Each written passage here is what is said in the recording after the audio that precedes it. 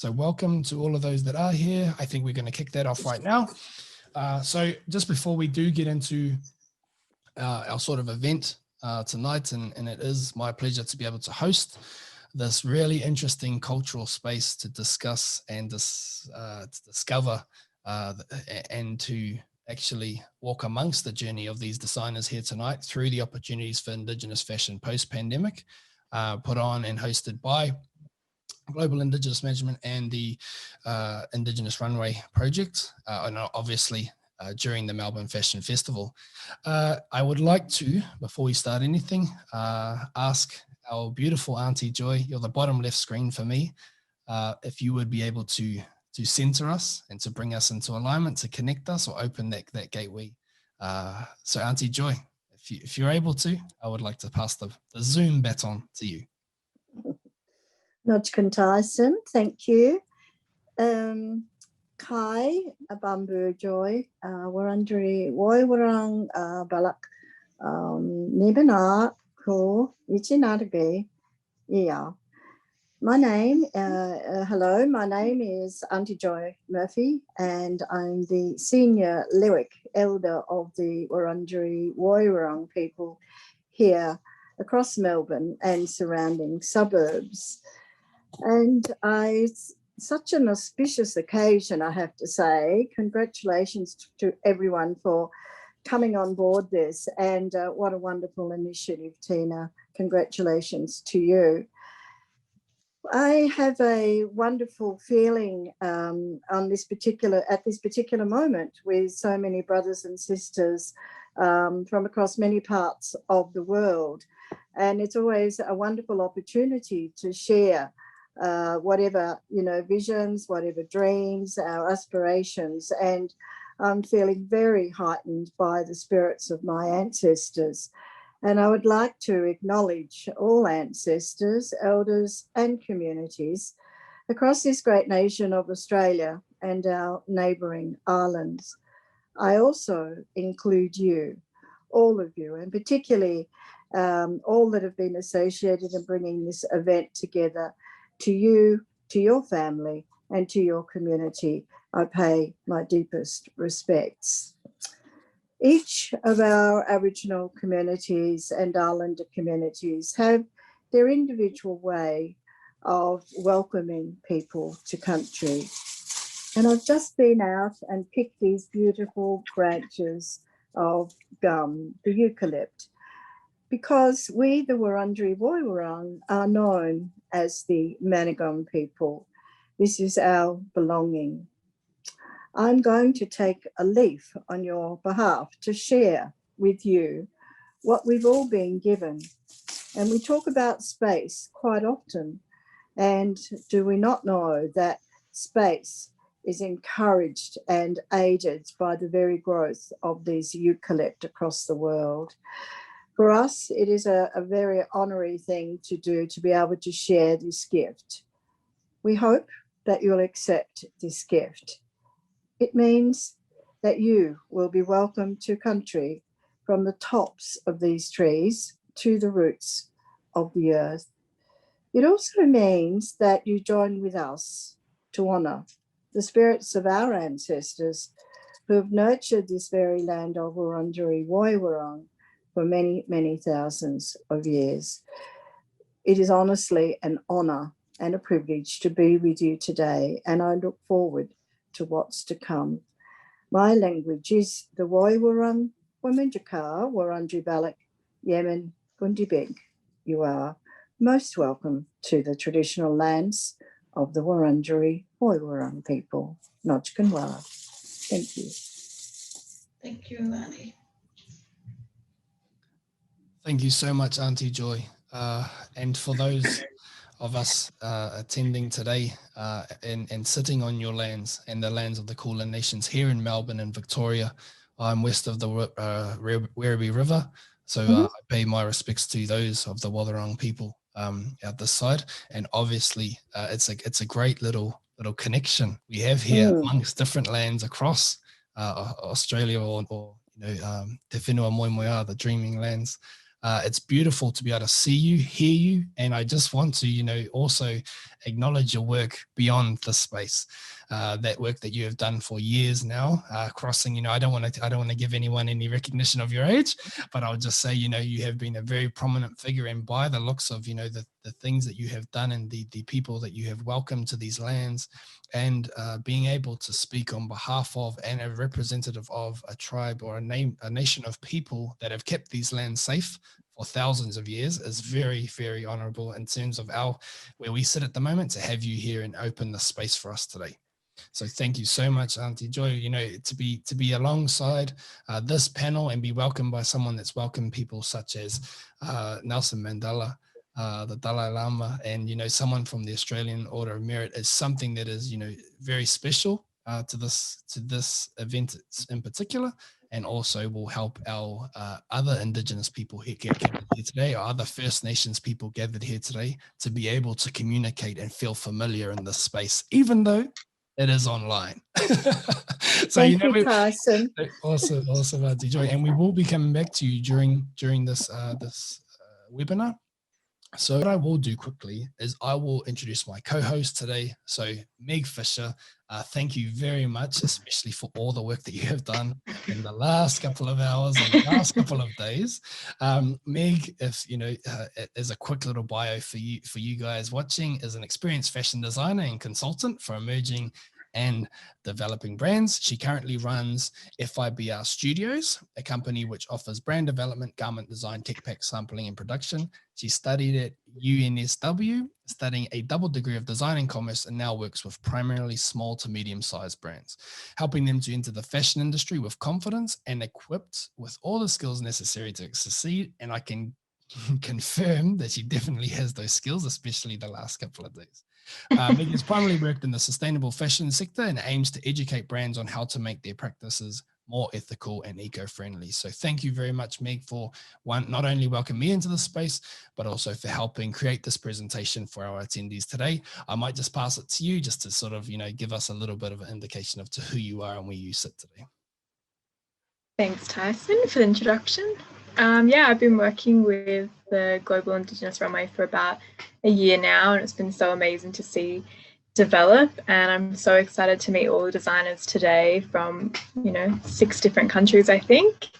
And we're going to next meet Tina, who is the CEO, and she will be kind of the lead moderator, chatting to the designers, and then we'll head on to all the presentations. Awesome. But first, Tyson needs to introduce himself as well. Kia ora, Meg. Yes, thank you very much. Tyson Tuala. I'm also just here as a part of the Indigenous Runway Project and Global Indigenous Management. I would like to, not really use this time too much to talk about myself, and obviously Meg and myself have come to help host this day, but also I'd just like to re-engage with our beautiful faces that we have here. So before we get into who that we have here, I'd just like to ask and to mihi to both Auntie Joy and Tina for creating this webinar, this intercultural, cross-cultural connection through fashion, through design, and the positivity that can come out of what is, what 2020 is. So Tina, Tina for me, please, just because of your relationship with Tina. Awesome. Yeah, so Tina is an incredible woman, and she on video, and she's a First Nations woman from New Zealand, and she has been running Global Indigenous Management for almost 10 years now, and helped transform the lives of 1,600 people. She was incredible, and she does so much work for young designers, emerging designers, fashion students, and the work that she does is profound. And she runs the runway each year, and of course this year we couldn't do the runway, which is a shame, but I see it as such a great opportunity for all these international designers to connect over Zoom, which we may have not been able to do in person. And now we have Tina, if she'd like to introduce herself and the panel, the events ahead. I'm not too sure about looking at the screen, which way I'm looking. So thank you everyone for joining us for Melbourne Fashion Festival 2021. Very, very excited to be part of the Fashion festival once more and part of the independent programs and ideas. So thank you for joining us. First, I'd like to, acknowledge the traditional owners of this land and elders past and present and emerging.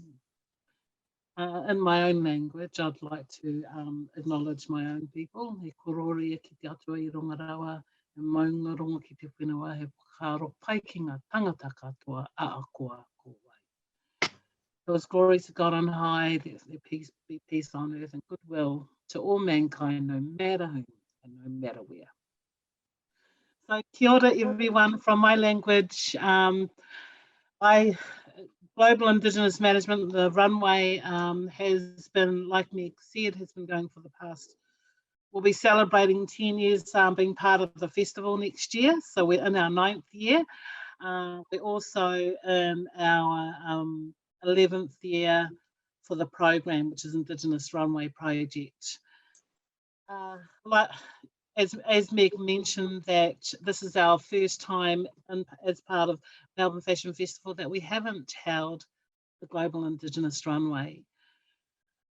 However, it has given us the greatest opportunity to be able to sit down and have those real discussions with our designers, but have the time to do that. Usually we're running around mad with a lot of racks and a lot of beautiful, incredible fashion. And then, of course, we have all the young Indigenous people who are part of our program that come and work backstage, or they model on stage, or work with the photographers and makeup artists. And that's our program that's sort of nurturing the careers and pathways in the fashion industry. That was a quick rundown of it. However, one of the things that I realised about 10 years ago when I developed the program, there was no program that existed, any fashion initiatives for any Aboriginal young people here in Australia.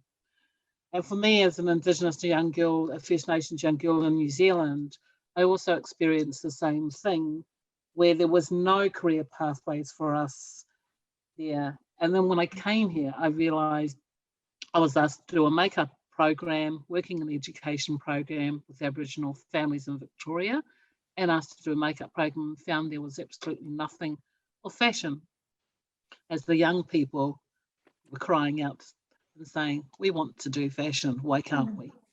So that really made me decide to go out there and build a platform where these young people can actually look up and find their mentors, and find Aboriginal fashion designers and makeup artists and photographers and models to be able to go, into the industry with a lot more confidence, and motivate them towards career pathways in the fashion industry. That's how we began. And then we developed the actual platform, Global Indigenous Runway, to feature our designers on.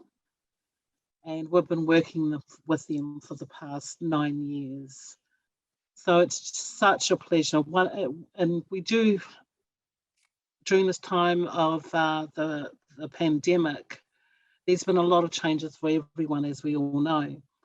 And we wanted to really look at how are the global Indigenous fashion designers doing globally? How are they doing? How much have things changed? Have they triumphed?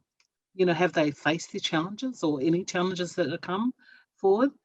But also in terms of what are the opportunities out there? Has this changed in terms of their the way they sell online, or any online opportunities to? We really, really wanted to look at what sort of, just to have the real conversations with the designers to find out how they're really doing during pandemic, but also to share some cultural knowledge with our viewers, especially in the fashion industry today.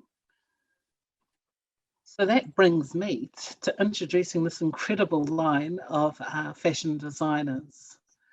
It has been an absolute honour over the past 9 years to be able to work with most of these designers, and to share collectively in the fashion industry. So I'd like to welcome, we have a lineup of 7 designers. We have them coming from Australia, North America, Asia, and Pacific. So I'd like to welcome our very first designer, Annette Sax. Annette is a Tongwarang woman from Victoria. She is small business owner and education creative arts director of the Yarn Strong Sister in Victoria. She is a storyteller, artist and illustrator who paints using ochre and wattle sap on canvas. She first began developing Aboriginal education resources and products in 2020, and she launched a new collection of homeware and fashion accessories. Welcome, Wawa, Annette Sax. Wawa, everyone. Thank you, Tina, for that lovely introduction. I'd like to thank Auntie Joy Murphy for her beautiful welcome to country. I am on Wurundjeri country. I live and work here and feel very blessed to be on Auntie Joy's ancestral lands. And I'd like to share an acknowledgement of country. And this is actually a poem that was written by Auntie Sue Atkinson, who is a Yorta Yorta woman. And so I'd like to acknowledge the Wurundjeri Woiwurrung as the first peoples. I'm thinking about Auntie Joy's ancestors who have cared for country for thousands of years. I'm also thinking of Auntie Joy and thanking her and other Wurundjeri Woiwurrung elders for their support that they give us in the work that we do. And I'm also thinking about Wurundjeri Woiwurrung children who are the future leaders of their people. Auntie Sue said, may the Aboriginal elders lead you to walk respectfully with Aboriginal people, lead you to see the wisdom in the earth, air and rivers, lead you to hear their stories of life, land and being. May the elders' voices guide you in courage and wisdom. I am a Tongwarang Badger, and this next image is a photo from up on country. We're the first peoples of the mountains and rivers of central Victoria. My mob, we're Nira Illumbullock.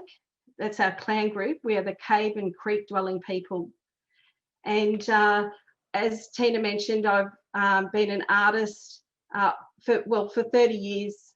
I've been using different mediums of ochre, felting on silk is another way that I work. I'm the creative arts director of Yarn Strong Sister, which means to speak with strength women. And our business actually started from a story that was told to us by the late Auntie Iris Lovett Gardner, who was a Gunditj Mara elder, teacher and activist. Our business, Yarn Strong Sister, has been in operation for 20 years this month. We're so happy to have survived COVID because a big part of the work that we do is mentoring young Aboriginal women.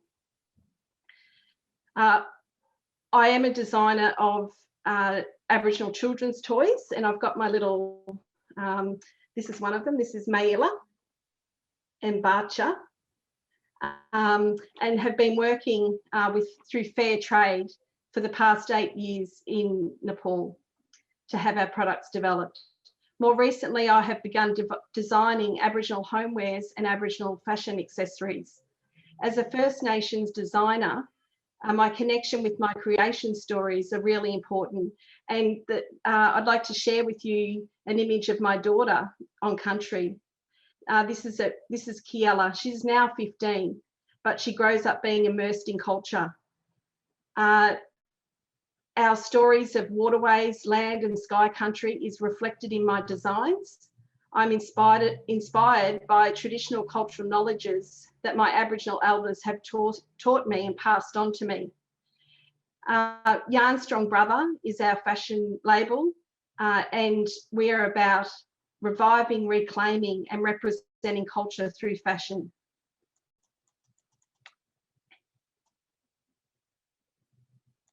And if you could move on, yeah, thanks, that's great. So in this image here, you know, what an amazing time to think that it's a year ago that I was part of the Global Indigenous Runway 2020 as an emerging designer. We launched our brand new arm of our Yarn Strong sister, Yarn Strong brother. And at the time I was designing fashion accessories made through fair trade in Kathmandu, Nepal. You know, and I thank Tina and her team for the support that they gave me. I'm very new to this industry, and so, you know, I've got a lot to learn, but I think through the pandemic I was able to connect internationally, you know, with our partners, our fair trade partners, but also linking in with what's happening locally here in Australia with Aboriginal designers. YSB has a partnership with Indigenous artisans in Kathmandu, Nepal. Our fabrics are handmade on looms and hand dyed. My designs are hand printed. So here in this image you can see the fabric, the fabric is being dyed, hand dyed, and this is bamboo fabric actually. Here you can see our master screen printer, Gudu. He is actually making my Yabba Yabba design here, and totally handmade. First Nations female models wore my YSB bamboo pashmina and wool scarves and wraps as clothing. And if you could go back to that photo of the model from, yeah, that would be great, thank you. Here you can see those wraps are being worn as clothing, and you know, they look stunning. Indigenous male models wore my hand-painted silk men's ties. Massive Nungudjin to Tina and the GIM team for the support they showed me as a beginner in the fashion industry. Okay, so I've got a photograph here, and I wanted to mention that, you know, how can we as fashion designers lead the way for fair trade? We've built that partnership with our values of ethical fashion and global economic empowerment of First Peoples. We make it our purpose to know who is making our garments. We have a commitment to ongoing relationships through the hard times like political unrest, earthquakes and global pandemic. You know, it's important for us to develop new and exciting projects that support First Nations artisans in reviving and reclaiming their own traditional practices. The photograph that you can see here is of my mum, Maureen Franklin Sax. She's passed on now, but since the time of, you know, being part of the runway in 2020, I've now decided, and I'm designing a collection of 8 garments that will honour my Aboriginal mum as a young seamstress in Melbourne during the late 50s and 60s. In this photograph, she's pictured in her 21st birthday dress that she made from her own patterns. You know, she designed it herself, and she's pictured with her uncle, my great uncle Herb. And so I think that, you know, by being part of Global Indigenous Runway has actually inspired me to go on and now become a designer and of garments. And I've got lots of great ideas. I think too, the other part of why I'm doing what I'm doing, and in the next image is a photo of my daughter and I, Kiela, and she's now 15, but she's also really interested in fashion as well. She's an amazing makeup artist, and so, you know, it's about being a role model. Over the time of the pandemic, I think it's been important to connect with other First Nations businesses here in Australia. And just to also let you know that from today, First Nations Fashion and Design have a pop-up shop in Melbourne Central. And so our scarves will actually be sold there. So that's a great opportunity for us.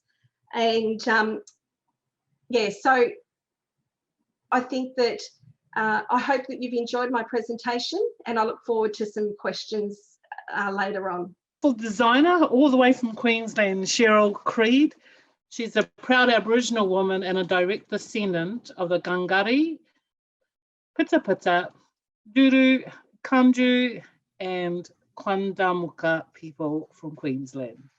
Her fashion label, Muri Q Couture, is a modest and semi-sustainable label, and her signature style, designing in black, is a reflection of her Aboriginal heritage.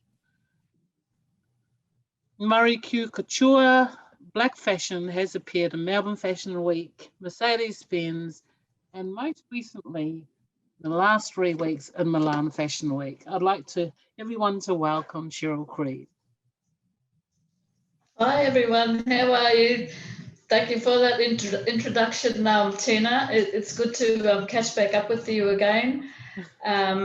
If I could just say hi to Annie Joy and thank you for the welcome, and would like to pay my respects to elders past, present and emerging, and to say, welcome to all the other designers. Just looking at all your designs, very inspirational. And just a little bit to say hi to all the women for International Women's Day the other day. I'd like to say that I'm part of a 6 generations of women. I have my grandma still living, very active, and she's 92 this year. So, we love that. And she's my inspiration for where I am today. A bit about my label, Muri Q Couture. This was at the women's event the other day. Some old and new designs, and I like to think that with my label, I want to bring glamour into. I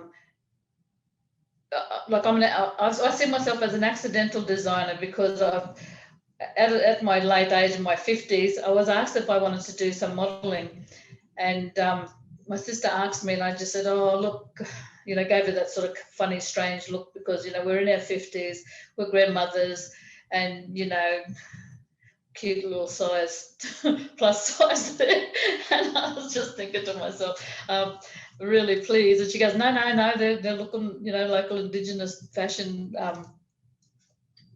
Organisation up here, they're looking for people, for models, and so I hadn't tried my hand at designing prior to that, but I used to like dressing up, so I gave it a go. I thought, this was a bucket list, tick that off when I was younger, but as a young Murray woman, I'd asked to be doing some modelling, but it kind of wasn't. You look at you have that own peer pressure of going into this, so a lot of things stopped because of that. And if I wished I wouldn't have listened to that, because I would have probably came into this a lot earlier, but maybe I wouldn't have found sort of who I was as a designer. After like my second go on the runway, the designers came back and they said to us, "Hey, congratulations, good job. Does anybody want to be a designer next year?" And yeah, me. And okay, then see you next year with the collection on the runway. And I just thought, oh, holy heck, what have I done here? Yeah, kind of. Okay, then Cheryl, you haven't done any kind of fashion before, so I went and bought myself a sewing machine and an overlocker and taught myself how to do that. But just before I get into there, I'm originally from Aboriginal community Sherbrooke in southeast Queensland. My grandparents got sent there by force under the the White Policy Acts, and we grew up there. So seeing my mother and my grandmother, this is where the glamour came into it, because when I decided that I'm going to be a designer now, I thought, oh, well, I want to put, I've always seen our women in the shadows of, our, Australian women, and that, that really hurt. So I thought, okay, then I want to, share the beauty of our own women and bring us forward and put us in the spotlight. And so I went on the glamour part, I just thought it's time to, bring us forward. But then I started enjoying it and working with a lot of people. And now, like, Murray Q is, for all women now. Basically, my style, what I do, this was from last year. And it's just, I don't know how we kind of missed each other last year. But it was very busy down there. But I remember seeing your collection. So, yeah, congratulations from last year. And so what I do now, because I look at myself as caring for country, taking care of country. People do it in a lot of different ways, but mine is with the, the slow fashion.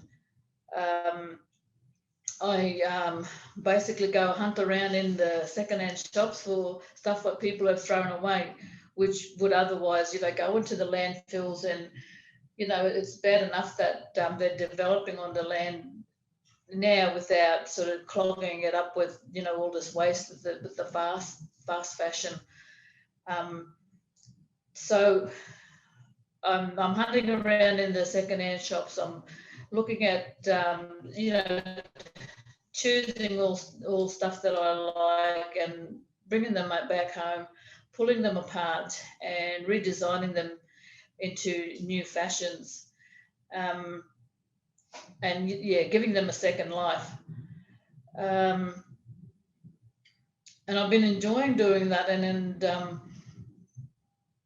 before that, I was in studying, and I was doing a PhD, but Murray Q seemed to have been pulling me this way, and I ended up withdrawing from that. So I was studying, political science kind of stuff, like, Indigenous history, Aboriginal history. So, it's kind of still all intertwined, but my path has kind of changed now. So none of that knowledge or, excitement goes away. It's still included. I kind of had a bit of, when I think about my line, because I look at where my family, how they went through and where we come from in Sherbrooke,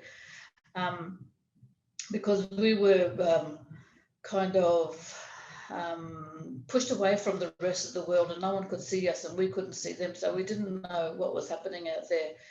And under that White Policy Act, and the assimilation process that we went through and stuff to be here, modern black fellas.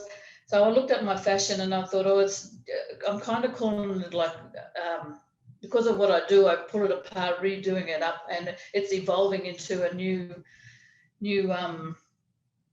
design. It's kind of got a word for it, like assimilated fashion, is that I was looking at it, but not taking the political away from it, but yeah, I looked at it that because, as Aboriginal people, we had to evolve into this new world.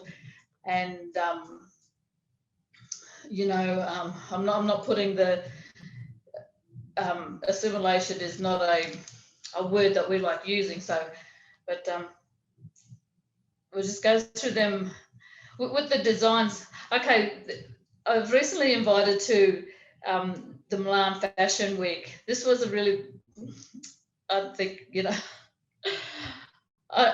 at the time that I put in for this application, Murray Q it was really slow, and I was wondering what was going to happen with my label, and I thought, oh, okay, then if it mightn't be here in 2021, and so I did fill out the application, thinking where haven't blackfellas been so far, and I thought, oh right, Milan, and that come up. They were actually looking for designers, so I filled out the application, filled it in, sent it away, and that was it. Forgot all about it.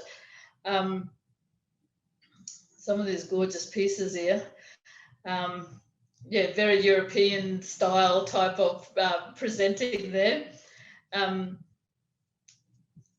same thing with these designs. So that they've all been, mixed with the new and the old, and made into a totally whole new outfit. But yeah, I was very surprised when I got selected, and I asked them if any other Australian label has been on that runway. They said, no, Australia hasn't been represented. So I just thought, well, if Australia hasn't been represented, then, Murray's haven't been represented on there. So then, all right, then now I'm, sort of taken that title as the first Indigenous, designer and label to be on that runway. And it could be possibly, in the world. So a little bit of a, but this place here, I'll just tell you about this place here, is that the event, the venue that it was in, I actually dreamt of that place, and I said, I looked it up on the internet, and I said, whenever I go over there, because I didn't know where there was, I said, when I go over there to that building, I'm going to pull somebody aside and,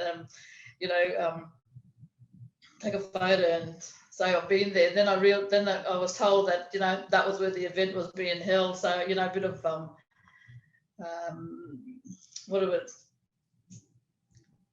seeing the future or something. But yeah, most of these designs, it takes about up to 5 sort of garments that I pull apart and resew them, putting on new sleeves or new skirts or new zips, or just buying the clothes for the buttons. So, but yeah, Murray Q is basically about bringing glamour into women's lives, and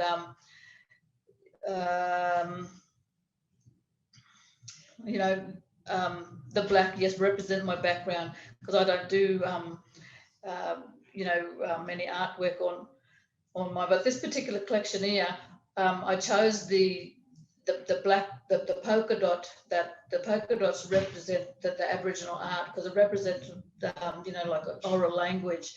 So that's because you see the dot work. So that's kind of like, communication with that collection, which was named after my mum and my grandmother.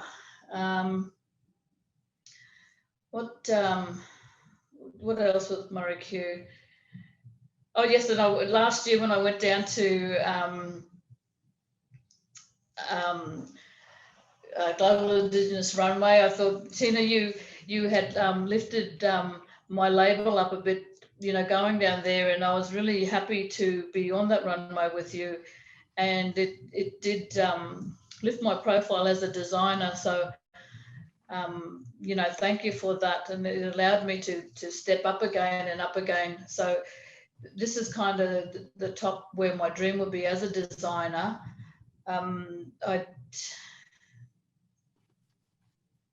I don't know where I'm going to go after this. I do have some collections. I do have a runway that I'm going to in July, but COVID didn't really stop me as a designer. It actually just made me sit back and rethink of how I'm going to do this, because, clothes are still being made, and clothes are still being, tossed away and stuff. So I got a kind of, never ending resources there of, raw materials that I can, access. So everything's made locally, sourced locally, and so with the sustainability, yeah, I'm not, everything's made on country, basically. But I do get friends who send me stuff from places and just say, oh, I've got this black thing in, Cheryl, do you want it? Yes, send it over, and then, yeah. But yeah, that's just a bit about me. at the moment, I'm just going to be keeping going. Oops, keep going. I don't know where it stops or ends. I doubt. My husband says, you know, that's the last time there now. You know, knock it off now, and and I just said, and you know, and do what? And do what? Yeah, because with these nails, I don't like housework. And everything's black in my house, and there's just a little winding area for him to go toilet and come back and sit in his chair. But yes, I got a lot of support from Murray Q, who's getting the name out there, and I'm really enjoying being a designer and you know, putting black fashion up there in the runway, and you know, representing internationally now. Awesome. Thank you so much. That was incredible. I love how you upcycle everything. That's so inspiring for everyone. Yeah, it's fun. We just got a comment in from Laini. Sorry if I pronounced it wrong. Lani. So it's not so much a question, but a comment for Cheryl. I really loved hearing about your story and the fact that you found and are living your dream in midlife. It gives us around the same age hope and inspiration. Really nice. I'm thinking we might head on to the next two designers and then do questions. A question to Cheryl. The black fashion, I'm glad that you sort of elaborated on, you know, the black fashion in terms of, I think with fashion today, you can either have printing, you know, printing, we all put our cultural token, you know, totems onto print work, or we do the hand dyeing, or we do all sorts of techniques to do that.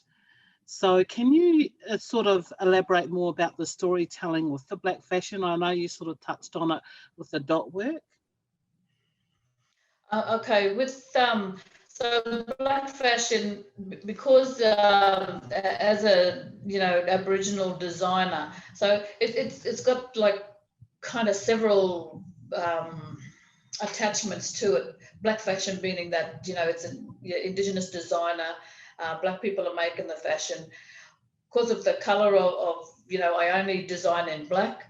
I think that because every woman can, you know, like rock a black outfit, no matter what, you know, a complexion or age or a size or anything, you know, like so it's basically just sort of thrown back on me as the designer. And yeah, I just want people to know that, you know, Aboriginal designers or Indigenous designers from wherever, you know, we are out there as well. And you know, we were pretty talented with the, you know, the styles and designs that we bring in, however. So, but yeah, with the dots, yes, that kind of represented the artwork or the dot work, which, you know, in my culture too, you know, played a role in language and communication, and just the artwork that connects you to the you know, particular land where you are as well. Yeah. Thank you so much for explaining, for elaborating on that, because it was sometimes when the fashion comes out, a lot of the audience don't actually understand what the story is, and part of Indigenous fashion is really about storytelling. And so it would be fantastic and thank you for sharing that with us. Thank you, Tina, for asking. Going on to Annette, I did want to know, what sort of advice would you be able to provide other Indigenous designers in terms of, you were saying that you were working with Fair Trade to be able to really pull your, you know, your collection and stuff together, or product together, and get that made over there. What sort of advice would you be able to give to any emerging designers here in Australia? Sure. Yeah, so Tina, what happened was 8 years ago, we were having our felt toys made through Fair Trade, what we thought was fair trade by a third party here in Melbourne. And the Indigenous people of Nepal have been felting for 1,000 years. It's one of their traditional handicrafts. And when we were doing our business plan, we actually realised that that person wasn't fair trade. They weren't registered fair trade. So we decided pretty much within a week that we would go direct to Nepal. So I went with Deb, who was a business consultant that I was working with at the time. And so we Googled, first of all, we Googled different fair trade organisations in Nepal. And then once we got to Kathmandu, we made appointments. And it was interesting because the second meeting we had was with the fair trade organisation that we've been working with for this amount of time. You know, we had the same connection, the same fit, and they actually took us on that first meeting. They took us to meet the producers, you know, and that's that thing about us knowing who makes your product. So I had, in that first year, I had 3 trips to Nepal, and I've been 6 times to Nepal, and my husband also, Bob, who is my business partner and my life partner, he travels to Nepal as well. So I think being able to actually meet with the fair trade producers, the artisans, you know, it's building that relationship. Not everyone can maybe afford, you know, like we've been running for, you know, 12 years as quite an established business, but, you know, our values are really important, and the ethics of the way we do business is also important. So, you know, we're at a stage where we can say we're not going to work unethically.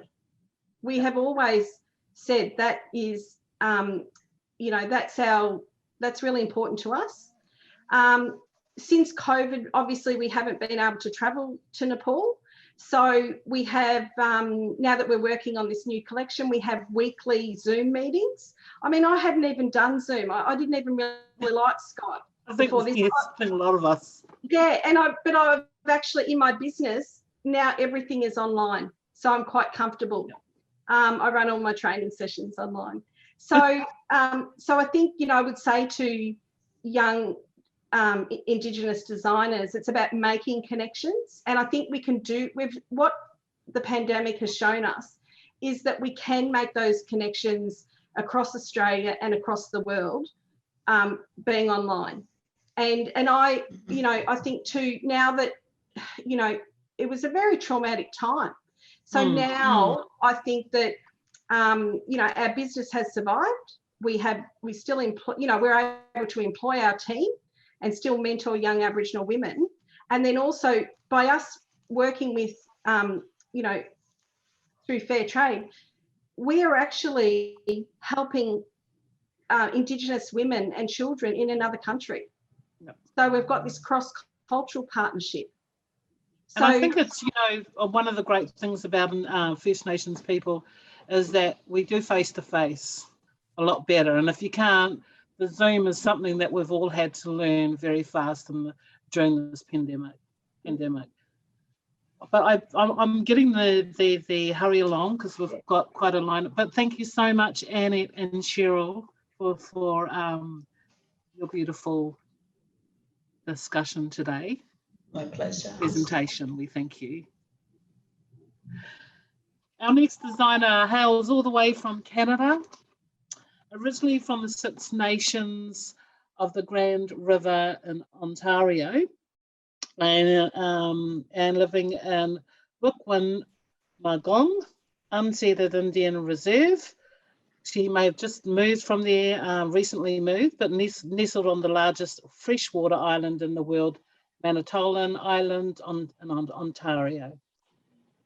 Bruno Henry is an artist. He continues to bring his artistic visions of life through his fashion accessories and garments, and most of his custom fit clothing designs are creating such traditional materials like deer hide and buffalo hide. And here we go with our wonderful Bruno Henry. Thank you. Hello, how are you? I just want to let a little smudge here.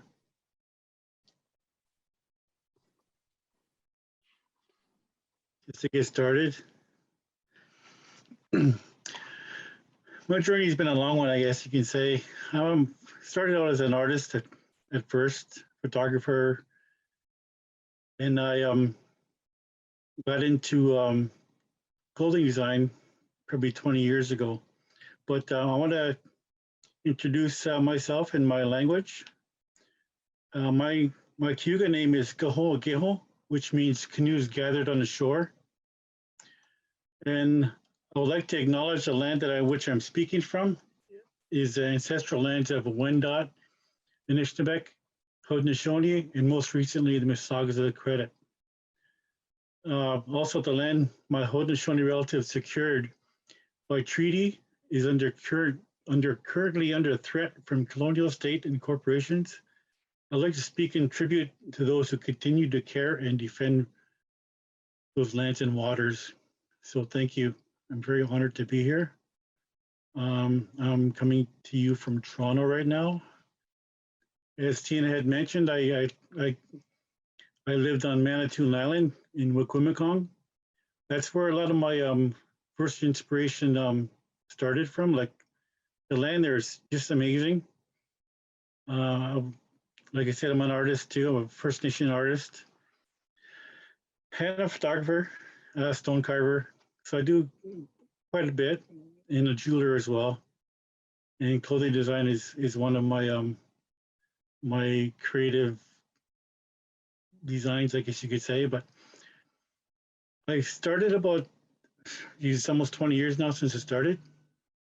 I was doing some photographs for a group of ladies on Manitoulin, and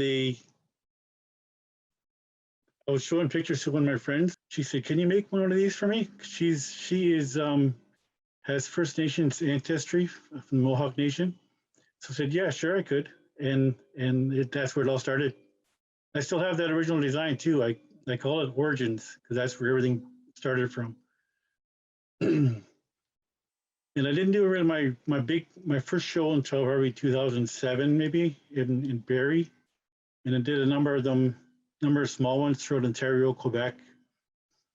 I guess I would say small because every one of them is big, because I work with a lot of youth in those shows, so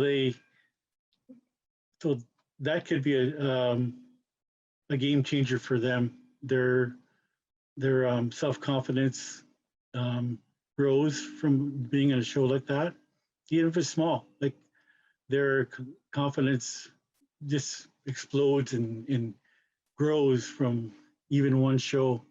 So anytime I can work with youth, it's a plus for me and plus for our youth as well. So I did a show probably in 2000. Well, I'll get to that later, but I've done shows in Cody, Wyoming for the Cody High Style. I didn't go there, but my designs went. It's quite costly to travel, so a lot of times my designs went there and I didn't go. But I've done shows in Saskatoon, Edmonton, Vancouver. A lot of them in like I said, a lot of them in Ontario and Quebec. I've done some in powwows. That's where I did most of my shows, and I made a lot of our youth from there as well. And being a photographer, I photograph my own designs in my own in the models as well. So I let's see, in Paris. This is from last year. I guess that one isn't. I forgot to send you the one. There was one that a picture of a powwow with them. Was right in front of a teepee with all the designs there. I forgot to send that to you, but I'm trying to think of what else I can say. This is my, if you can see behind me, this is my banner back here, and I'm a jeweler as well, so I paint a lot of images designs on rawhide, antler, leather. But this one show I did on Manitoulin probably about 2008, I believe. My daughter was just young. She was in our show too as well. And I happened to be at it was a trade show I was at, and I had about 5 or 6 youth from the community I lived at, Wikwimikong. They were there, and I was a closer for that show. And a lady from New York City, a writer, she has spends the summers on Manitoulin. She was in there at the end of the show. She comes storming in the door, and she asked me, "Who is this fabulous designer?" And my little girl, she says, "My dad." It's so cute when she said that. She's like real tiny. And where is he? Where is he? She points to me, and she said, "What are you doing here? Your design should be on. You guys should be in Paris." So after that, me and Bonnie got to know each other for. She wrote about me in her book about a designer, and lo and behold, 12 years later, these are my designs in Paris and at the Louvre. And I worked with what's the Paris Indigenous Fashion Week. Can you show that video now too as well? If you can, to put the sound just a little bit. This is courtesy of Paris Indigenous Fashion Week and Observer School Productions.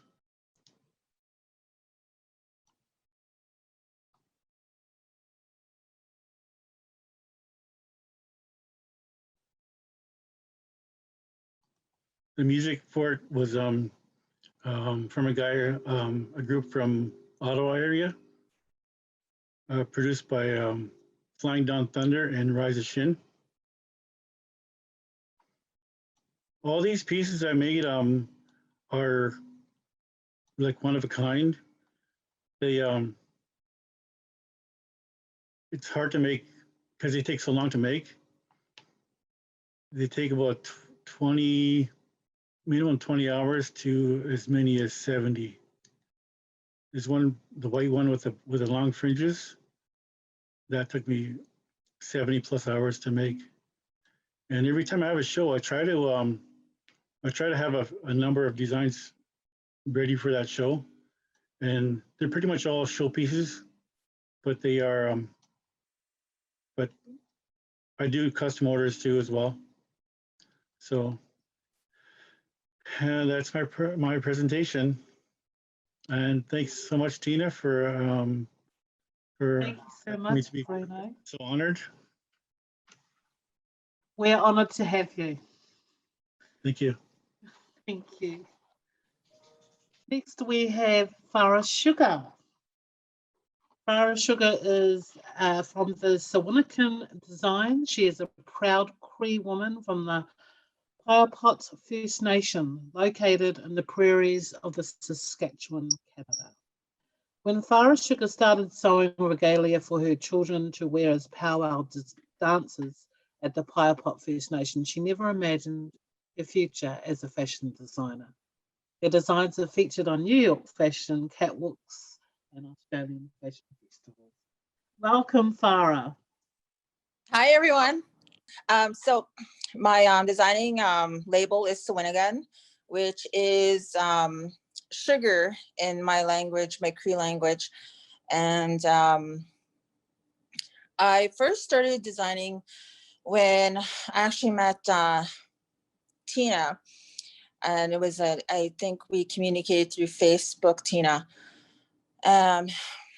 Before that, I was just sewing and just beginning to sew actually outfits for my children so they could dance powwow.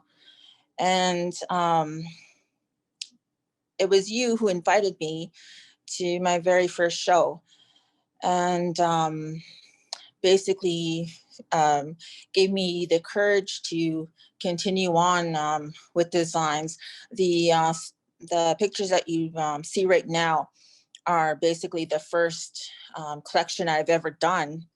And I did present that at a show with Global Indigenous Management when they came here to Canada, and I do believe Saskatoon, and that was back in 2016. And from there, what happened was I was invited to New York City. And first off, I must say, if someone told me that one day I'm going to be a fashion designer that travels the world, I would think they'd be crazy. But it was always a dream of mine. I used to sit at home in my room as a little girl, just doing sketches and doing designs on paper. From there, if we could go to the next slide. This is the show in New York. This is my very first show. So the first slide was my very first show with Global Indigenous Management. And then from there, I was invited to New York City, and I was just learning. I had a lot of encouragement here back at home. And when I went to New York, like I said, I was just learning. There's a lot that I didn't know, but I'm still to this day not comfortable. It's a lot to take in. It's a long learning process for me, and I was a big hit in New York. I've been invited back year after year. From there, I was invited to I do a fashion show in Saskatoon. That's where the red dress there that's showing up is one of the shows I did in Saskatoon again. In Canada here,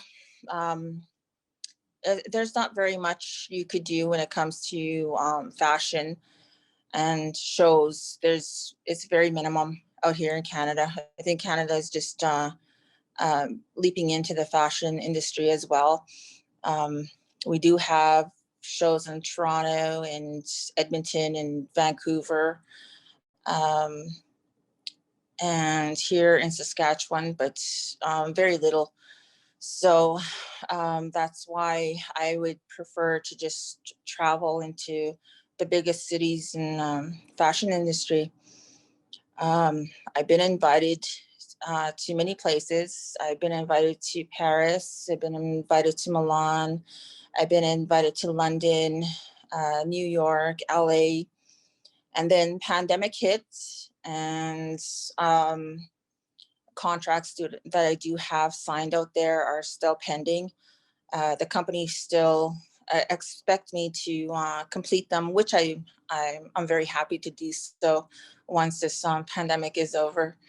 I also got a contract to open up a boutique in New York City, and actually got 2 contracts. And I was actually on my way to New York in 2020 of April, just before the pandemic hit Canada here.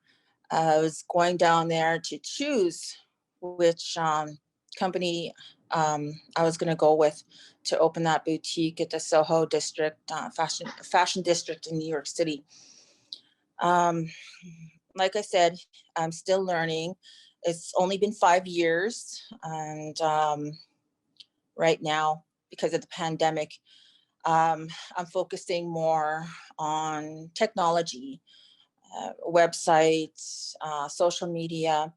I actually just recently, because I'm so busy at home here with my own full-time employment, that I don't really have time to look after social media and all of that. It is, for me, time consuming. And so I actually reached out to a PR company here. Actually, they're in Saskatoon. I'm signing a contract with them to look after all of my social media, look after my website, and just I'm really excited to learn that process.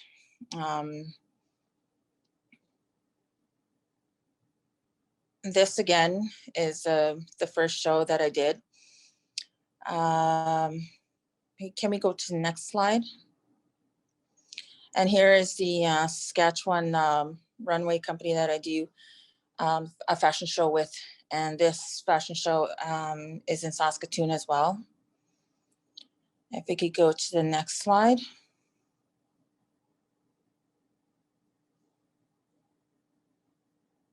Oh, that's it. Okay. Yeah, so I actually, at home here, I work with the youth a lot. I've been in education for many years, for about 10 years, and decided that, you know, the younger generation I wanted to work with just recently. So I switched over to careers, not careers, but I moved to our educational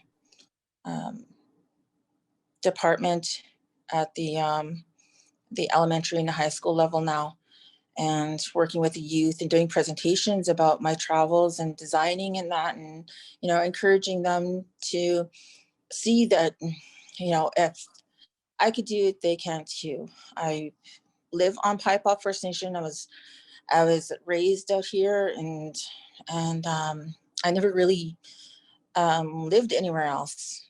So, you know, a lot of people here back home ask me, well, you know, you made it to New York, you went to Australia, you went to Amsterdam, you've been all over the United States. Like, why are you still living here? And I tell them, like, this is my land, this is my home, and it keeps me grounded. I do believe that's the end of my presentation. I know I sent some information about CBC News. I did an interview with, and they went for, and I love the heading. It said from Powell Arbor to New York City. And the reason why I included that is because I actually designed that Powell Arbor. And yeah, so after that project was complete, I went to the fashion show in New York City. And yeah,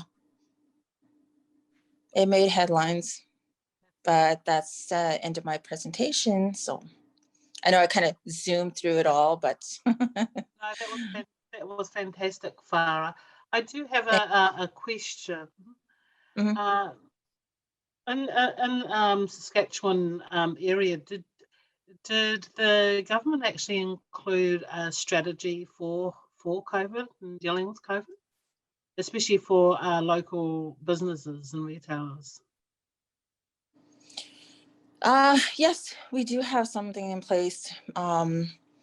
Back home here, we also, on our First Nation, we came together as a pandemic team, and, you know, we set up our own rules, absolutely no travel, and even the government too, you know, it's actually, for anybody who travels, they actually have to go into isolation for 14 days and to certain hotels that the government set up for that. But they also have to, it's also at their own expense. So what and about for businesses that, fashion businesses that are wanting to sell as the initiative to sort of help local suppliers? well, they could, it's basically you could travel for business and business only, but they still have that in place. Like, it's out of your own expense. 14 days in a hotel can be very expensive. Yeah, no, Especially one of the questions that I was sort of thinking about, which especially for Victoria, was one of the things they introduced in for during the COVID was actually bringing the click for Victoria, click for Vic. And that was really about getting everyone connected to local suppliers, like local fashion designers, local boutiques who actually sell garments had to close their shop and they're selling online. So did they have anything, was there anything like that in Canada that you're aware No, of? not that I'm aware of, Tina. No. I know that's another thing too. I switched to online shopping as well.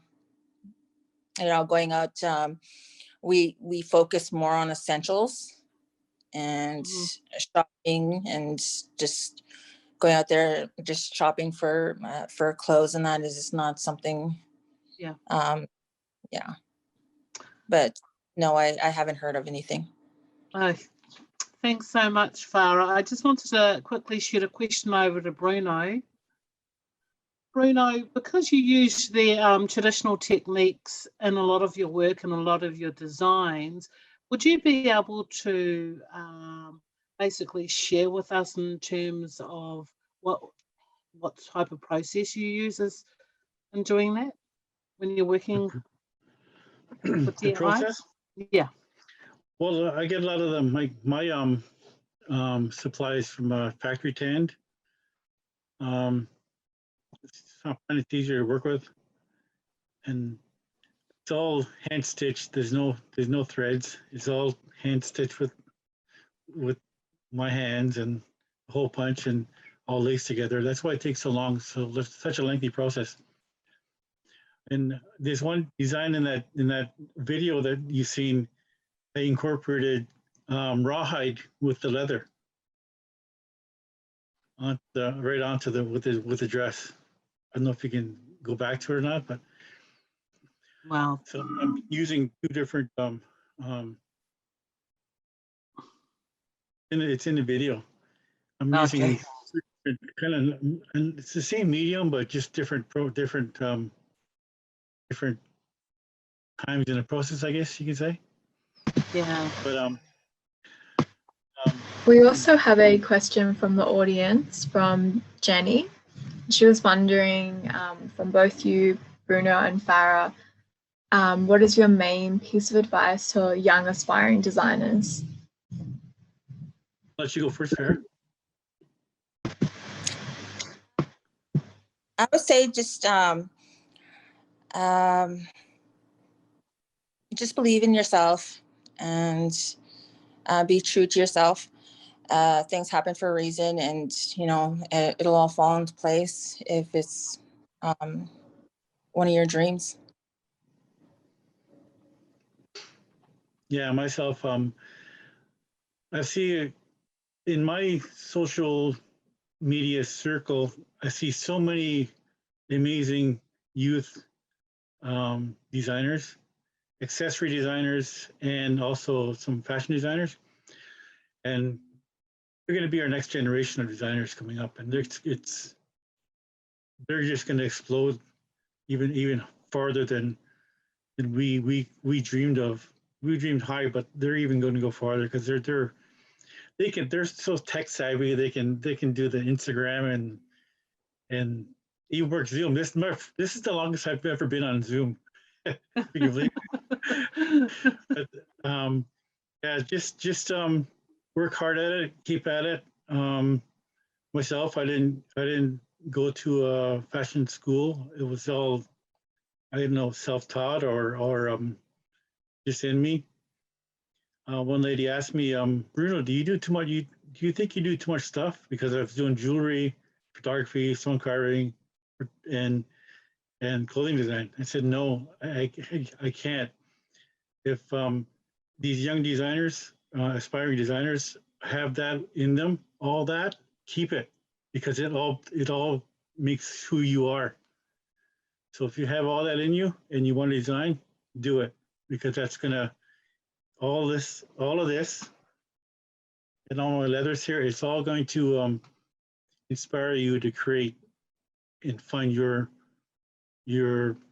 market and your growth and your vision. So just keep at it. Thank you. Thank you so much, Bruno. And thank you, Farah, for sharing your wonderful stories. Our next designer is Tito Schmidt Stowers. He's a Samoan fashion designer from Upolu, Safotu, Savai, Vaimoso. I certainly hope I said that well. Tito grew up with inspirations from his surroundings, nature and his cultural heritage. Tito creates one of design merging national materials with modern textiles. He repurposes and recycles materials, both cultural and modern, to raise awareness about conserving the land and environment and sea. Welcome, Tito. Hi, everyone. Good to be here. First time I've been on a webinar, so it's all new. Anyway, my name is Tito. From Samoa, but currently living in Sydney, the capital of Samoa, as everybody know. We got kicked out of New Zealand. There's too many of us in New Zealand, so we had to find a new capital, so we moved to Sydney. First of all, I'd like to thank my mum. She is the main inspiration behind my artistic background. I was taught at a young age about nature. We grew up very poor. The only thing that we can play with are leaves, bark of trees, and recycled clothes or hand-me-down clothes. So I still remember that. I think I was 13, and I've got two younger sisters. One was 7 and one was 9-year-old. And there was a party they were invited to, and they didn't have some new clothes. Mom had an old sewing machine at home. So singer one, use your hand and I feel sorry for them. So I took out 2 of Mom's brand new pillowcases, cut the bottom, add the elastic on the top, another elastic in the middle. My 2 little sisters got brand new dresses at the time, and they attend the party. I remember I got a big hiding from my mom afterwards for cutting the pillowcases and turned them into cocktail dresses. And that's where I believe my love of fashion started. So thanks, Mom, and thanks to my little sister as well. But before I go further into my topic today, I'd like to thank Tina and Global Indigenous Runway for the opportunity. And thank you to the Melbourne Fashion Festival for giving us and Tina and everybody the opportunity to showcase. As an artist, I'm not. I believe that as an Islander, we have that fear of the unknown.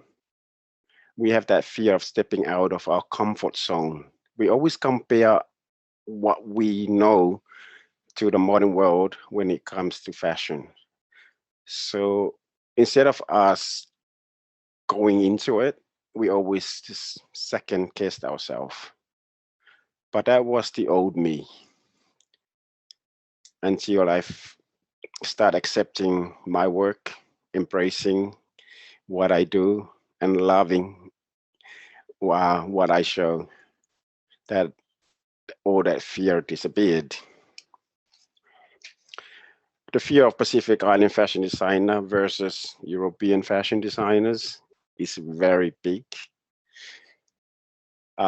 Firstly, because most of the Pacific Islanders, like myself, we are self-taught.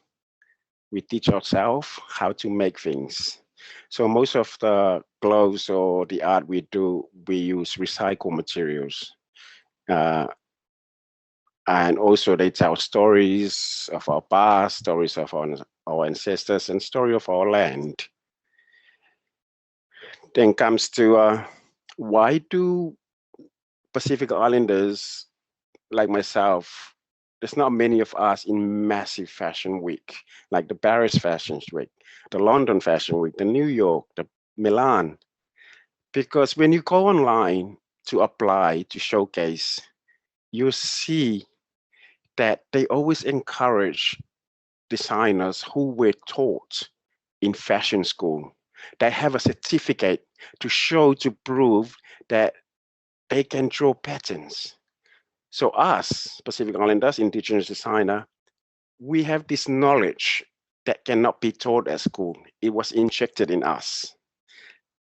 And we do not want to go to a fashion school to get that certificate to prove to ourselves that we are fashion designer, that we are artists. We are born naturally artists. And I believe that's why there's not many of us Indigenous designer into this, because that has to change. That clause, when you apply to showcase in those major fashion houses or fashion runway, has to change to allow us Indigenous designers to showcase instead of showing or proving that we qualified. We went to a fashion school, because our knowledge and our artistic background when it comes to creating arts and crafts comes naturally. It was taught to us by our ancestors, by our parents. We are inspired by nature. So that is what I really want to talk about. And sometime in the industry now, where I'm pretty much, they know me, they always call me the quirky artist. The artist that come in, break all the rules, pull down all the walls and say, I do it my way. You want my design, you want my art on your runway, it is my way. And the reason being, me keeping into this industry as a fashion artist or fashion designer is, without us fashion designer of Indigenous background, our Indigenous models will never be on that runway. We are the one that can only use them and put them on the runway because they feel comfortable with us. We know the do's and don'ts. We know what they should wear and what they shouldn't wear. It's all cultural to us. So that's why when I do my fashion runway, I do it my way. I'm always happy to learn and to be told of what's good, what's bad. But at the end of the day, what's on that runway, it's mine. It's no one else. And I think as Indigenous designer, we should stand together and raise that awareness that we can do this. And we do not need a certificate to prove it that we are artists. Well, comes to what I do, like Cheryl, I thought I was the only one that was going to St. Vincent de Paul and Salvation Army and all those places. I call my design pieces of me. It's all the pieces that I find in life that has stories. And these pieces, I find them in op shops because they are affordable. And we stand strong for the environment. So we need to recycle these materials. Some of the collection that I did last year for Women's Day runway was all made from cut-offs. All the pieces that were cut off from my other clothes and other things I made, I kept them, put them together. Like you see in the back of me, that side there, no, that side there, that is a dress made out of pieces. They're all different pieces that is, I call it the fabric mosaic. In the middle, this way, is the natural Fijian tupper or tupper from the island I make. And what you see now on the screen is it's one of the challenge that I have when I showcase at the Melbourne Fashion Week. I always make sure that my art is on that runway. The one on the left is made out of the mat, all shredded, all hand stitched. And I also do painting. Like the one behind me is my own painting. I paint on jewelries as well, necklaces and earrings, because I get bored really easily. So I start pulling things apart, put them back together, and create new things. Why I love doing what I love doing is because I can see it. I can see myself doing it at the same time. I make it, I feel happy about it, and that's my passion. I'm not into mass production, because that's for me alone. That's when I lose my passion. That's when I lose my love of creating clothes and designs. So, and also with climate change affecting all Pacific Island nations, all the clothes and all the pieces that I create raise awareness about how beautiful Pacific Islands. Post-pandemic, it was hard, guys. We all have to know that we all suffered as fashion designers because no one was going anywhere. They were all locked down home, so no one wants to wear new clothes unless someone want to buy a clothes or a dress and just wear around the house. But also it was the time for me to come up with some new ideas. I start getting creative. So last year during the lockdown, I start making beautiful necklaces out of flowers, fresh flowers, and recycle leaves and recycle flowers. And that kept me going for the last 9-10 months. So I'm that kind of artist that I get bored very easily, and then I start making things. Apart from that, I stand strong with our Indigenous designer that our young people, they look up to us and we are their inspiration. And if you are a young person watching us now or listening, don't be scared. Don't be scared to fail, because that's when you dig up your strongest. And just enjoy. Also last year, I was getting ready for the London Fashion Week. Got an invitation from the London Fashion Council to be part of the runway. And then Corona came around and said, nah, you're staying in Sydney, you're not going anywhere. So that changed a lot of things. And it is important for Indigenous artists to keep going and keep standing up and to keep raising awareness, because our artwork cannot be found, especially if you're an Indigenous designer.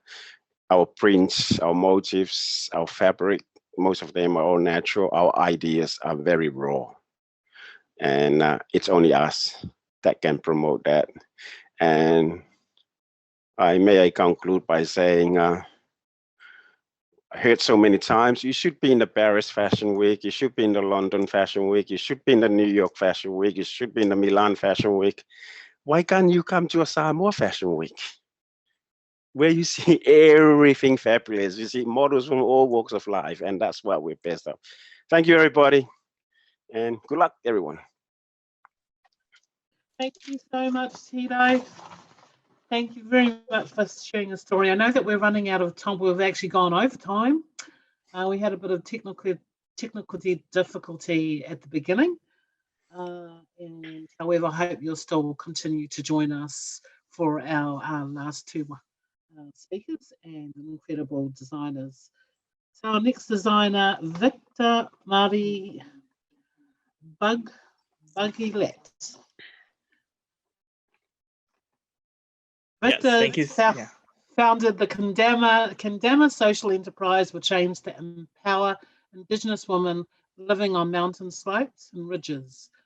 Kendama's long-term goal is to uplift Filipino talent and culture through fashion. Welcome, Victor.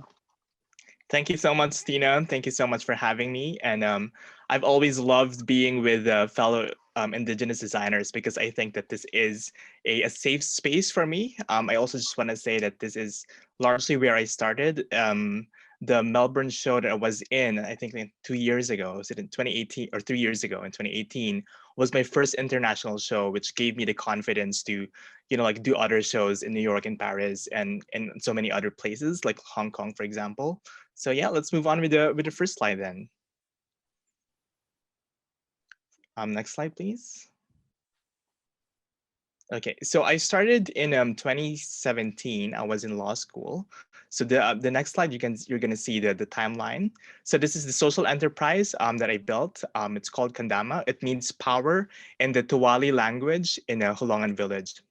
And Kiangan, the reason why we chose power was because we wanted to facilitate the empowerment of Indigenous women, which is very aligned with the Global Indigenous Management's mission, which is to increase the participation of global Indigenous peoples in the industry of fashion. So in 2016, I was in law school. Sorry, let's go back to the previous slide, please. the timeline. Yeah, so that the leftmost, I was in law school. I was, like winning debate competitions, like and what have you. And I felt like I was really depressed, like when I was like fourth year in law school. And then, I was just looking for something that is more aligned with my identity. And so there was a mental health issue. I was memorizing so many things. I feel like I was too fabulous for law school.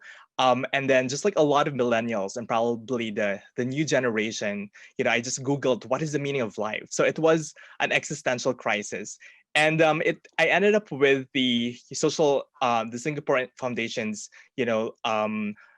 invitation to come up with a social enterprise. So in 2016, I joined a competition. We got into the finals, then we got support. 2017 was the official launch. And a year after, that was when I did Melbourne Fashion Festival and the Melbourne Fashion Week. And we got into the top 100 social enterprises to watch out for in Asia.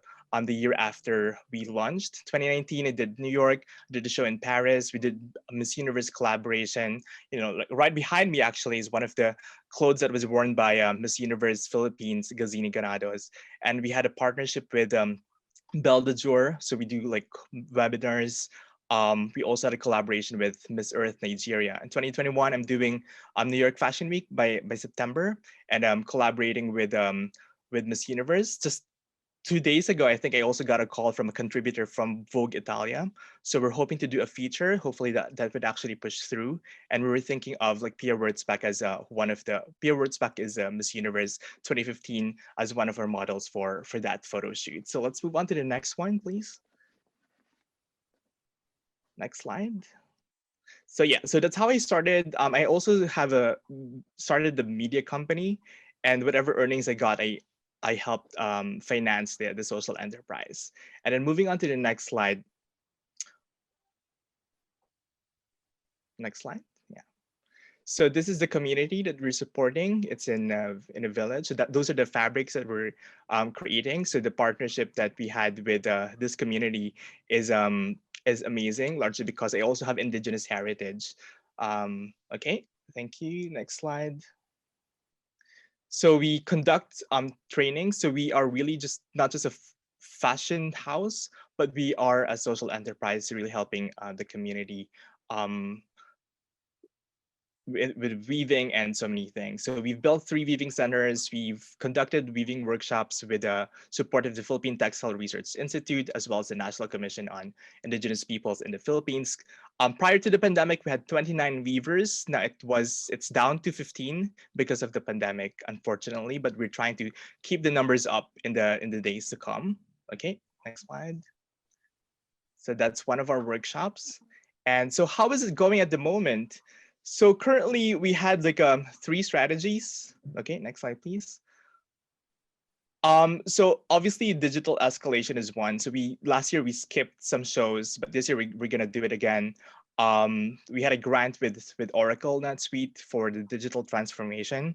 The second pivot that we did was collaboration and co-creation with individuals. I mean, we need to share some resources and even borrow resources from other people, other organizations within the ecosystem to support us. So we had collaborations with celebrities. And the last one is, like creating essential products like masks, etc. So that's how we managed to survive the first few months of the lockdown here in the Philippines. So we did PPE as well, etc.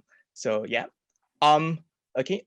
So expanding North America is also very important to us. So this is one of the write-ups that we got from the biggest lifestyle magazine of Indigenous peoples in North America. Next, please. So yeah, and we're doing a lot of podcasts with the Filipinx. Filipinx are generally like Filipino Americans, Filipinos in diaspora. It's very important for us to expand that market. Okay, next, please. Okay, let's move on to the rest of time. Let's go.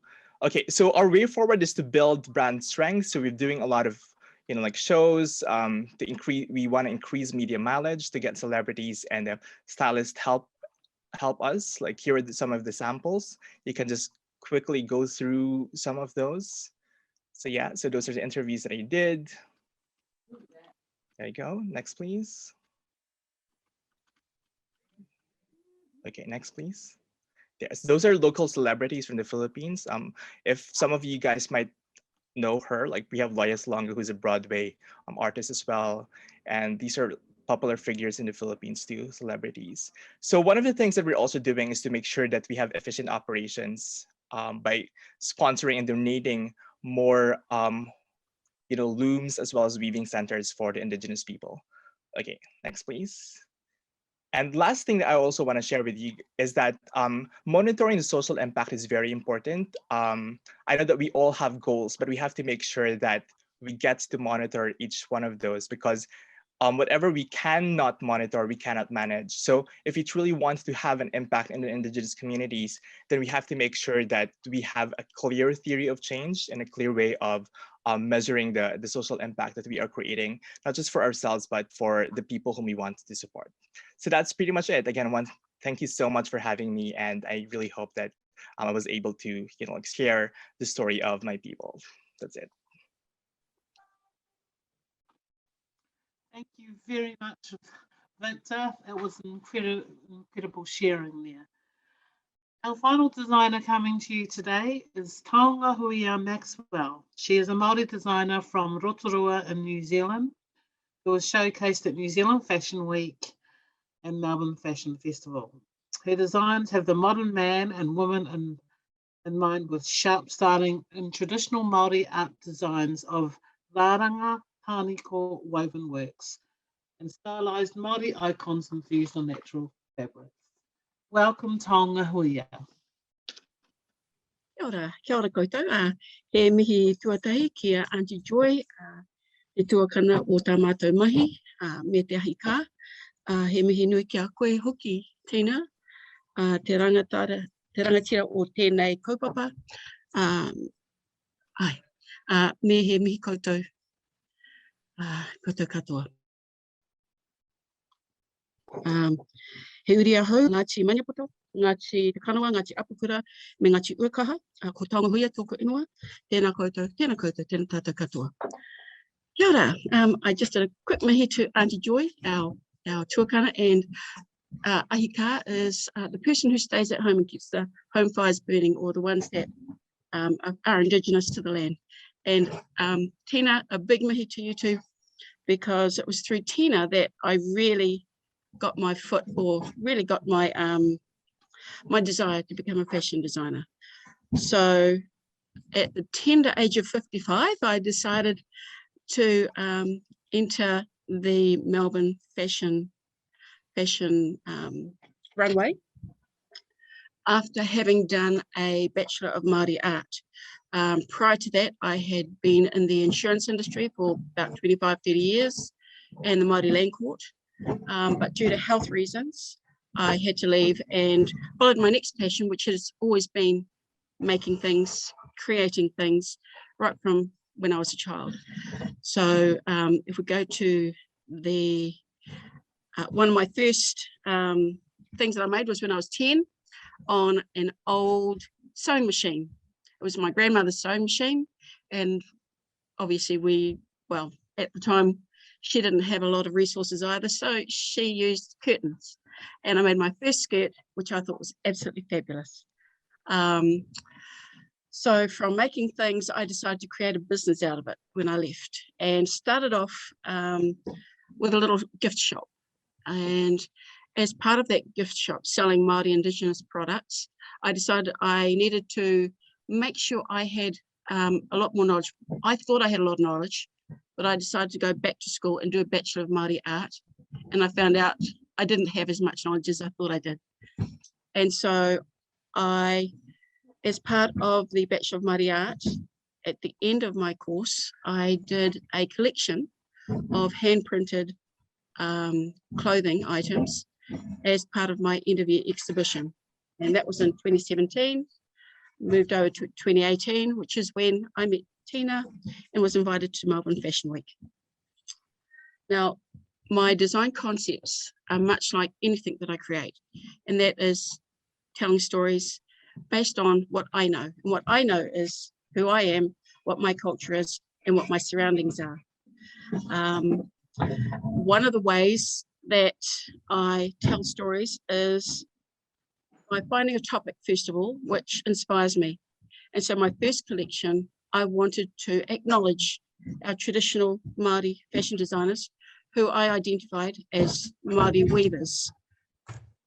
So this video, I think we've got a video coming up, and this is how I got my inspiration for Nipple Fusion. So the video is a YouTube video, and it's called Nipple Fusion.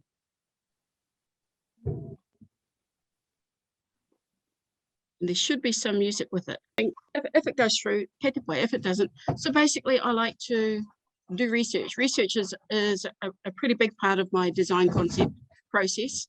And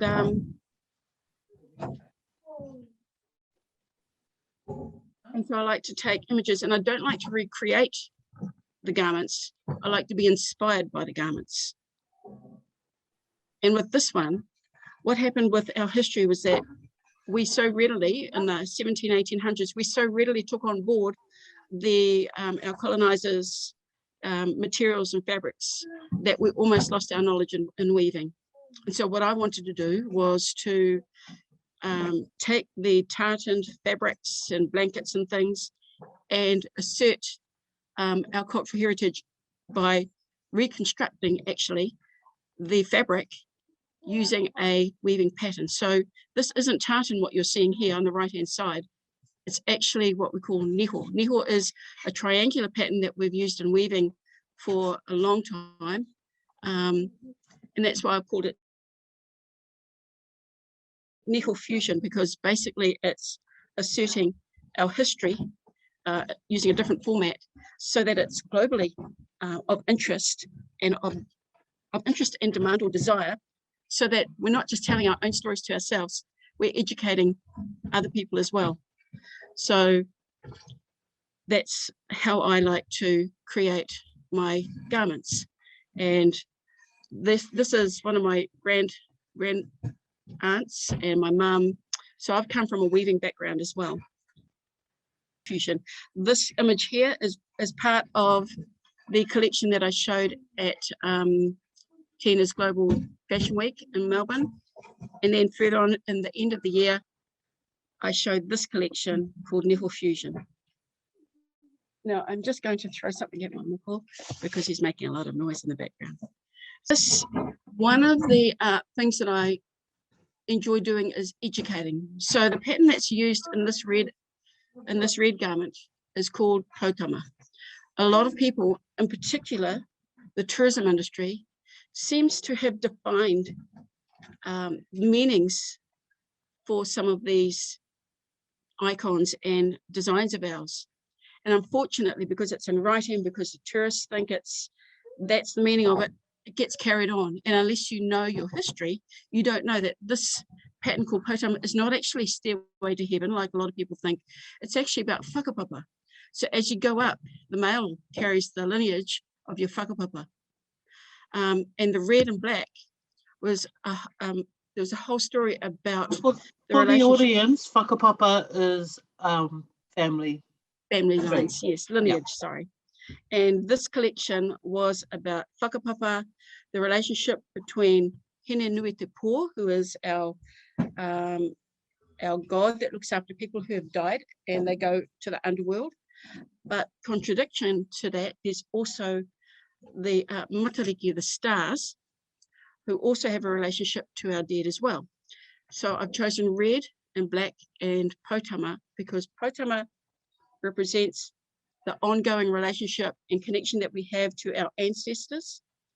The red represents Pohutukawa, which is the star in what we call our matariki cluster, which connects us to our dead.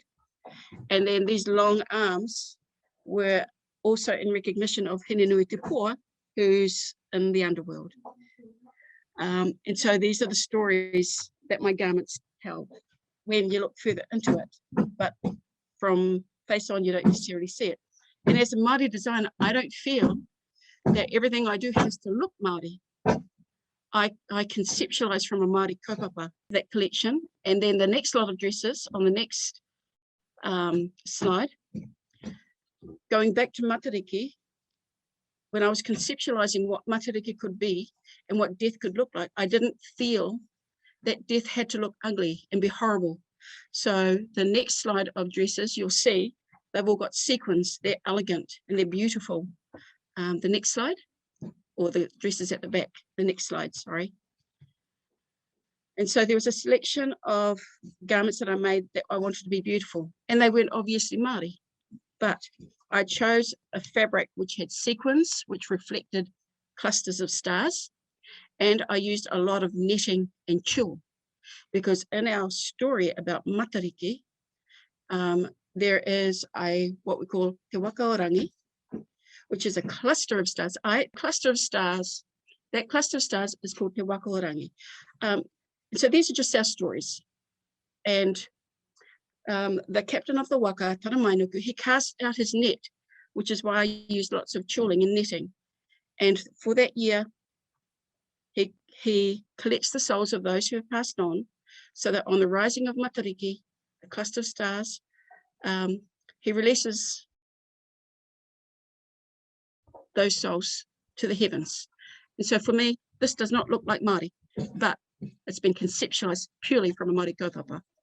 And so as a Māori designer, I'm quite comfortable in who I am, calling myself an Indigenous Māori designer, even though my clothes may not necessarily look Māori to the naked eye.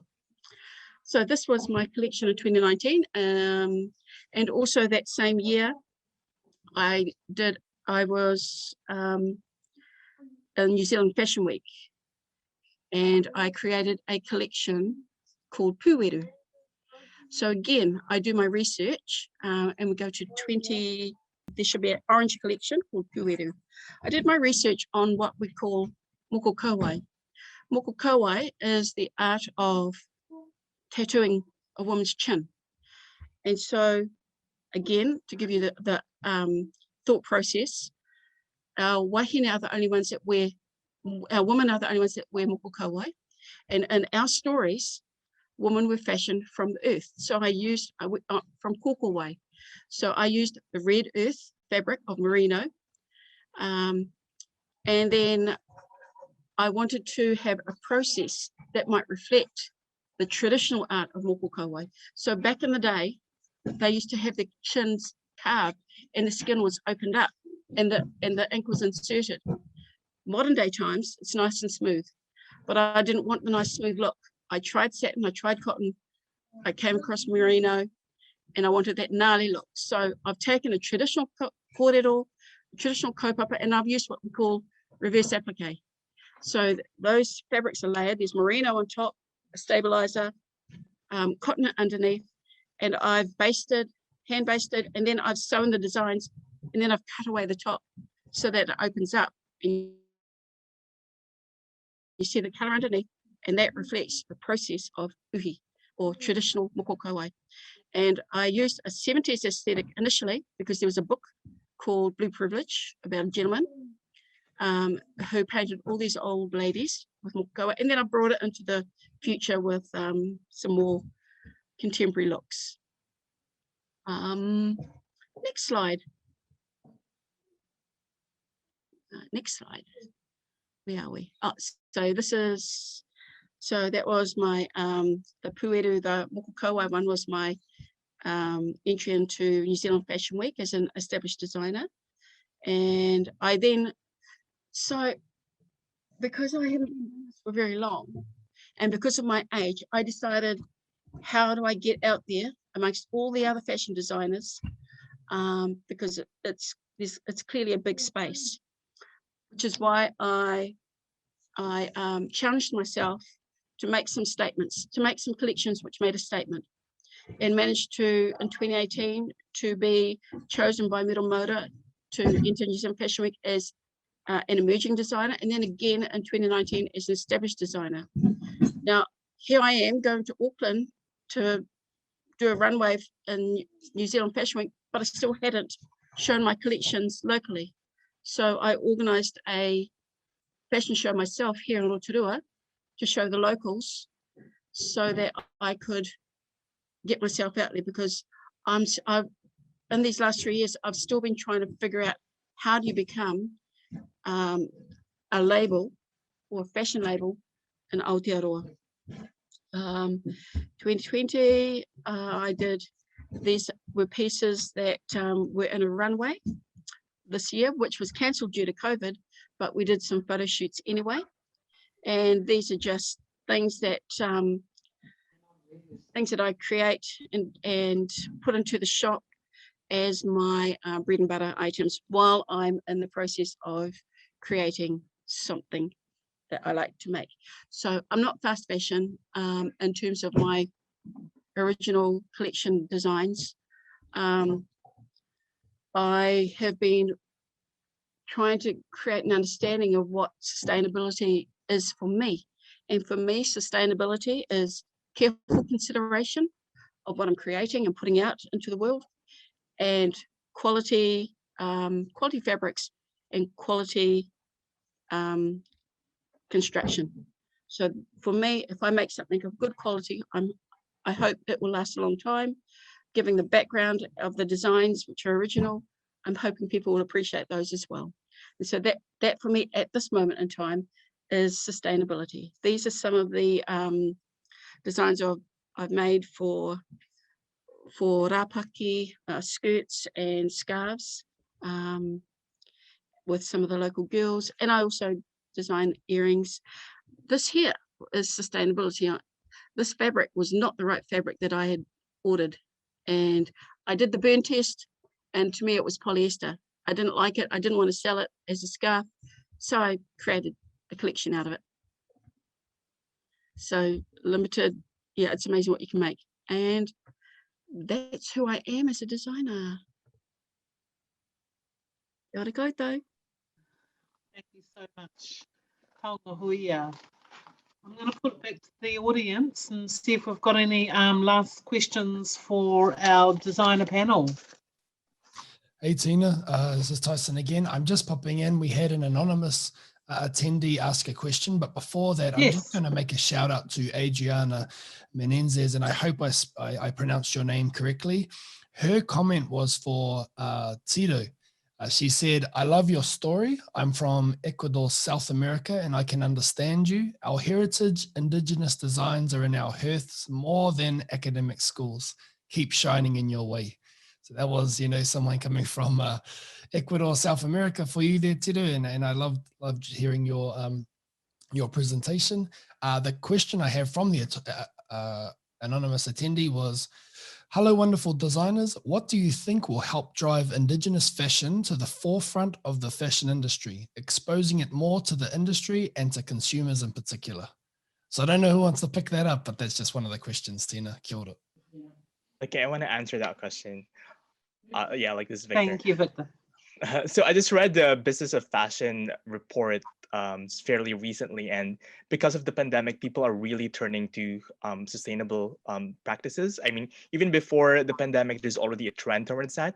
So I think if Indigenous fashion can also embrace sustainability as a very crucial DNA, which it is, then it has a chance of like being in the forefront of fashion. I mean, there's a very intimate relationship between Indigenous peoples and the environment that they live in.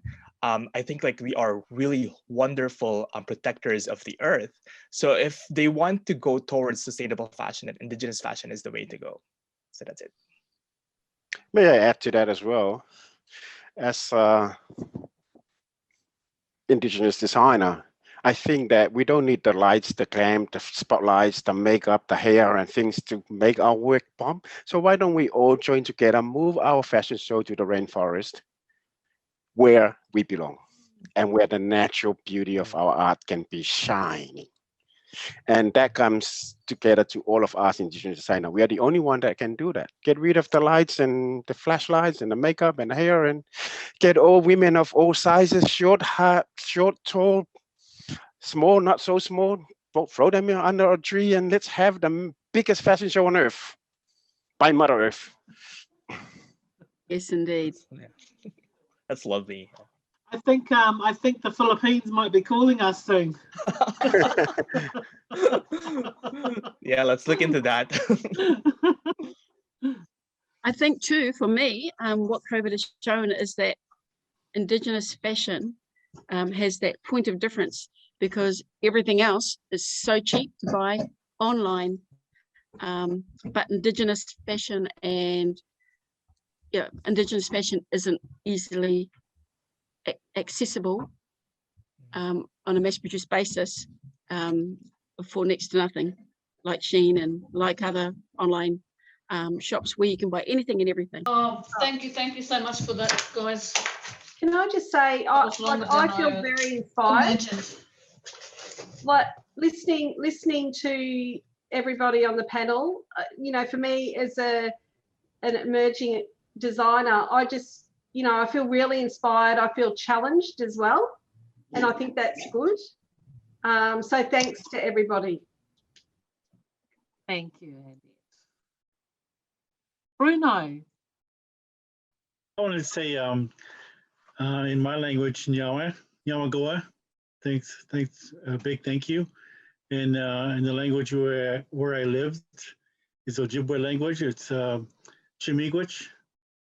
My children are half Cayuga and half Ojibwe, so I have three. My daughter, all my kids are artistic, and my daughter is actually I'm gonna get her to produce. She's into film. She just graduated high school. She's into film, so I'm gonna try to get her to do some kind of film with me for my fashion design. But yeah, like we were saying, that our work is like one of a kind. Like no one else can do that unless they go right to you and get your patterns off you, and it's not the same. Like my all my leather designs, like I said in my talk, they take so long to make. Like it's hard. It's all hand done, hand stitched. So and the weaving that that you guys are doing too, and all the artwork, and it's amazing. So just keep continuing what you're doing, and I'm very honored to be a part of this panel. You guys are inspiring me too as well. So Chimigwich and Yawa.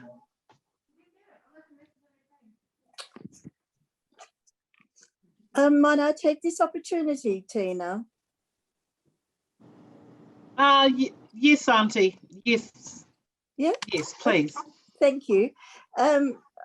What can I say? I'm just absolutely blown away, and I'm sure everyone, all the viewers, and everyone else will be. But I have to be a million times more inspired. Tina and I were having a little chat the other day, as she said, and one of the things that's come to me through other art projects is recognizing and honoring, you know, my great uncle, William Barrack, who's a 19th century artist, and, you know, he's well known across the world. And, you know, his original paintings, they sell for millions of dollars, and that's why we can't get them back here where they should belong. However, we have been successful with some, not we as the community, but various art institutions. But one of the things now is from that, and, you know, admiring so greatly the work that Global Indigenous Management has done, and also with the inclusion of my beautiful granddaughter modelling. And this today has just been paramount to me to start designing. And the first thing that I think of is what has been given to us. It's the earth and what comes from the earth. The second thing is, you know, it's bringing alive these wonderful paintings that my great-great-uncle did, and that we, you know, not to just go into a library and seek permission, or, you know, some institution to look at his artwork, to be seen. I want his work to be seen. I want the traditional use of ochre, charcoal, pipe clay, everything that was used, all of those beautiful earth pigments, and the way in which he interacted with European watercolors and gouache, you know, pencil wash, all those kinds of things. I just want to say a huge, huge thank you to each and every one of you. You are just so beautiful people. You know, love your cultural attachment, love you as role models. And can I just say that I hope that I'll be able to, who knows, in years to come or at some time, oh gosh, I can't even imagine what it might be, but love you, Onimda. Thank you. Thank you so much, Annie Joy. That was so beautiful to have you there. Look, I was sort of taken back. No, it's just it's a blessing. Going back to that, the program. A lot of you aren't aware of Indigenous Runway Project that we started almost 12 years ago. And it was about creating pathways for Indigenous young people, getting them to get experience as a model or working with designers or makeup artists and doing workshops with them. So we have those, you know, tasters, career tasters for them. So, and that's when shortly after that, we looked at the Global Indigenous Runway. We needed a platform. At the time that we developed as a runway, there was nothing there in Australia. So we decided to create a global Indigenous runway itself. And that's why everyone is continuing to say, Tina, Tina. And I'm sort of slightly embarrassed because hearing my name all the time, because it's not just me. It's a huge group of Indigenous people and global Indigenous peoples that are right behind me. And like you heard from the designers today, and Annie Joy, you know, what that's done for them. We've had grandmas and we've had mums and aunties and sisters join in and go on to be designers, to be photographers, you know, to be artists, to be singers, to be production. You know, it's really that creativity side of Indigenous people is incredible. Stories from Indigenous history of First Nations people are now being expressed through fashion. And I want to say a thank you to all our incredible First Nation designers from Australia, Cheryl, Annette, to Canada, to First Nations in Canada, Bruno and Farah, and Philippines, Victor, Samoa, Tito. We have Taongahuia as well, and I certainly hope, Meg, help me if I have missed everyone. I doubt that. But we have the incredible line of designers that we've had today. It's been our honour to provide them this platform to be able to talk to you. Usually on our runway, we never get to hear their stories and we never get to understand the fashion and the stories behind it. So today you got a rare look into our audience, into the creative minds and geniuses of our First Nations designers today. I thank you for joining us. Annie Joy, we thank you so much for being part of that. I can't wait till you join us on the runway next year. Hopefully we can all come back to the actual runway. And also I want to say a big thank you to Melbourne Fashion Festival for having us here. It's our 9th year. We'll be going into our 10th year next year. It's been great to have that support, and also Vic Health for supporting us continuously for the last 3 years. To our audience, thank you very much for joining us. And I think we all applaud Meg and Tyson for being there to help us deliver this today. It did go over time, but I certainly hope it was worth it. Thank you, everyone. Thank you, Tina. And thank you, Tina. Thank you, everyone. Thank you, Thanks, everyone. Tina.